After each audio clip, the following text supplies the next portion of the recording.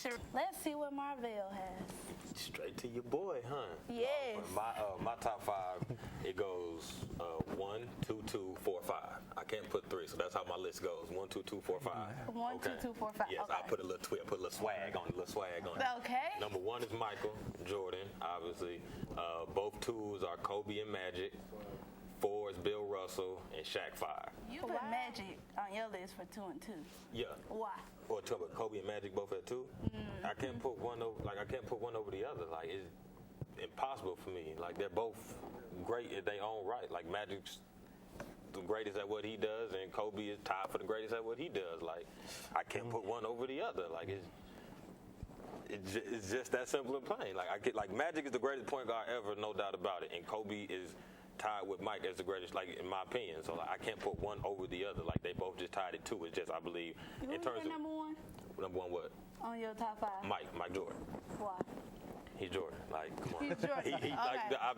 I've never seen why? outside of like Bill Russell. And Bill Russell did in a different era. Nobody dominated their era like Mike did. Like nobody. You was like 4 years old when Mike was playing. And what's your point? Did it not still happen? Did it not still happen? That's true. It happened. Okay, then so what's your point? We didn't see Martin Luther King, but he still did it, my brother. He still had a dream. He's pro this generation. He ain't feeling them old players. I have no problem with that, but I don't have no problem with that. But for one, like Mike, like he's Mike. He dominated his era, regardless if we didn't see it or not. My little brothers know how great Mike was, and they millennium babies. Oh, you want to go? Yeah, go ahead. Okay, but I go. I want to put a disclaimer on my statement before I make it. Okay. Me picking Kobe does not knock me recognizing the greatness of Jordan. I just want to state that first. I'll take Kobe for personal reasons. First. Okay, bet. I take Kobe for one, like Ty said, he was a better overall shooter. To me, as a one-on-one scorer, he's just as great as Jordan any day of the week. I also always say Mike came in from day one as the man in Chicago. Kobe never got that luxury until he was 8 years in the league to show his personal greatness. He always had to share time with the Diesel for 8 years of his career. Okay. So with that being said, I always say imagine if Kobe could have came. Obviously, Kobe wasn't as good as Mike when they both first came in as rookies. Kobe wasn't as good, but just imagine if Kobe would have had that chance and opportunity to be the man from day one at the helm. Career might have turned out a little different, but at the same time, might not have as many rings. He go many different ways and whatnot. I choose Kobe for that reason. Defensively, Mike was a great defender. Again, Kobe was, like, to me, honestly, they're identical players in just about every facet of the game. Yeah. Like, they post moves are just the same. They're both great. They're both great perimeter defenders. They both can score with anybody that's ever done it. They can pass when they need to. They can, like, there's nothing they can't do. I take Kobe because I believe at Kobe's best as a scorer, I believe he actually is a tad bit better scorer than Mike when he's at his best. Because they do everything else the same and just as good. It's just, I believe when Kobe's on as a scorer, it's nothing I've ever seen before. But what? Okay, because to me, there's a difference between being greater than somebody and being better than somebody. To me, there's a difference. Yeah. To me, greatness is what you do on the court, your accolades, how many this you got, how many that you got, and all that. So to me, in the greatness standpoint, I say Mike is greater than Kobe. Like, Mike dominated his area. He got more hardware in just about every facet. Like, that's what he does. Now, being better to me is just what you do strictly on the court. And again, I'm saying they're equal. Like, they're equal, but it's just, I never got to see Mike play on a daily basis, but I've seen enough of Mike, and I've obviously seen enough of Kobe to where if it's a fantasy draft and I got the number 1 pick, if we taking all players in their prime, I would take Kobe in his prime. Is what I'm saying. Like, but as what I'm saying, the difference in my eyes between being greater and better than somebody. That comes in for me. That's another question. Okay, yeah, I mean, I agree actually I agree with you 100%. Yeah, like if he had a team, but at the same time, when Jordan came, I guarantee can't nobody up here to name another player that was on Jordan's team when he first got drafted. That's And I can. It's like you like when you got old George Gervin. I mean, old George Gervin. You got Orlando Woodridge. That's all we know is his name. Like, you know what I'm saying? That's no disrespect to him at the same time. But I'm just saying, like, when Jordan came in, like he didn't have the best team around him too. Granted, he did get him to the playoffs, but he did the same thing Kobe did, get him to the playoffs, lose first round. You said my turn? Yes, Okay, it's your it's my turn. I'm You sorry. can get it all out. Like, deep breath. We going, whether if it's 95, 96, 91, 92, 93, I don't care. We going with the Bulls. But we talking specifically 96 Bulls. You must, Ron Harper's 6'4". Ron Harper's not a little guy. I know what he is. Yeah. So I don't see where the mismatch, if he did have to switch off on Steph, would come in. He's 6'4" and Ron Harper D's up. That's what he does. You know Harrison Barnes 6'8". Can I finish? Okay, do your thing. He's legit 6'4" and he D's up. I don't see where that mismatch would come in if he 6'4". That's what he does, play defense. Like that, I don't see.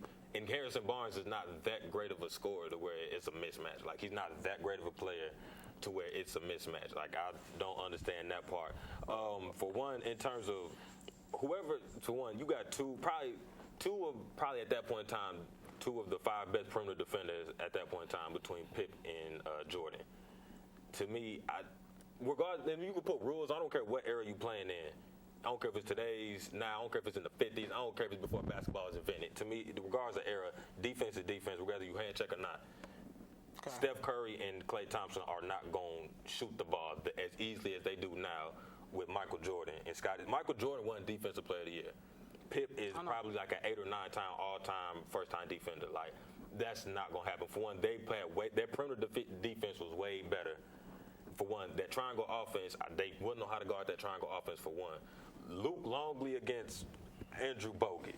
If you even think Andrew Bogut is going to be able to guard Luke Longley, then you going to have a bad time. Seriously. For one, Andrew Bogut's garbage. Let's start there. Oh, no. I'm sorry. Andrew Bogut's not garbage. No, Now he is. Milwaukee days, How you going to be a number 1 pick and be garbage? Kwame Brown's number 1 pick. He was garbage. Sam Bowie's number 1 pick. He was garbage. There's been plenty one. What's your boy name? Anthony Bennett was number 1. He's garbage too. Garbage. I apologize. I say garbage in a respectable way. Let me say that first. I mean garbage in a respectable way when I say that. But I mean, Luke Longley could shoot threes and play in the post. He could do both. Andrew Bogut is not Shoot bringing threes? Yes, Luke When? Longley. What you mean when? A buzzer beater before the shot clock don't count, and he just happened to make it. That don't count. I'm sorry, I apologize. He can shoot on the perimeter. Let me say Mid-range. that. Yes, Andrew Bogut Just never like has to Andrew step out Bogut there. can. But he doesn't play defense where he has to step out there. For one, Luke Longley have to Longley step out there? bangs down low. Like Bogut, there's a reason why he doesn't play much. Like he bangs down doesn't do anything. And then for one, you talk about the Dennis Rodman, Draymond Green. That is the most blasphemous thing you have ever said to me, Ty. That's asinine, ass-10, ass-11. That right there is just crazy. I cannot believe you said that. Draymond Green, what, 6'9"? Yeah. Dennis Rodman's about the same size. Dennis Rodman is not. Shorter. Dennis Rodman's short. That's like even 6'4", 6'7". 6'5". That's even more to my point right there. Dennis Rodman in his day had to guard Shaq, had to guard Dream. He had to guard bangers down low. You think he's gonna have a time with Draymond Green? That's the thing. Draymond doesn't play down low. He's gonna play on the perimeter. Okay, boy. And He they had got to guard. moved the He ball. had to part. Did he not have to guard Jordan? Did he not have to guard the perimeter players in the 80s and 90s? Did he not have to guard? But those? we are talking about today's NBA. Okay, we can talk about today's. Defense Dennis is defense. Rodman fouled. He fouled a lot back then. He played He fouled a defense. lot back then, so I know he's gonna foul a lot in today's NBA. He played defense. He played defense. And for one, he grabbed 15 boards. He will average 20 rebounds a game. Okay, enough for you. I have no problem, Roll Tide. Well, for one, I know for a fact my team is the greatest college football team ever. That's not even a question. I know that. Oh, well, we played y'all, and it was what? 0? Can you Okay. let me? Did I interrupt you? Okay. Oh my, so disrespectful. Okay. You supposed to be the media. You supposed to control me. I ain't supposed to control you. Okay. But Cool. exactly. But my point, I know my team is the greatest college football team ever in history. If we're talking about from complete history of college football, I know mine is University of Michigan, Ann Arbor. Hail to the victors, baby. What's happening? My bad. This one. Hail to the victors, baby. What's happening? No. But I know we're the greatest. For one, we had the most wins in college football history. Like nobody. We will hit 1,000 wins before anybody else does. We have 31 more wins than the next best team. So that means it would take 3 seasons for us to go winless for that to even happen. But that won't happen because we're about to be great again. So that's just what that is. We have great coaches. We have 3 Heisman winners. We have 3 Heisman winners that actually went on to be great in the NFL at their respective time. Tom Harmon, what's up, baby? Tom Harmon, Charles Woodson, Desmond Howard, they all went on to do their thing in the NFL.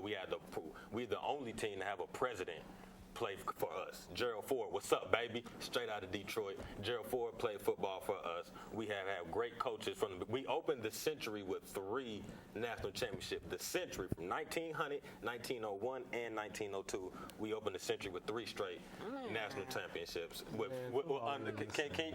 y'all let me finish? I'm not done. I gotta finish my point. Under the great Fielding Yost, who is a great college football coach, and just in history, not just Michigan history, but all-time history. So shout out to Fielding Yost one time. And if we want to go present day, we have the great Jim Harbaugh now, who is just present tense. You cut me off.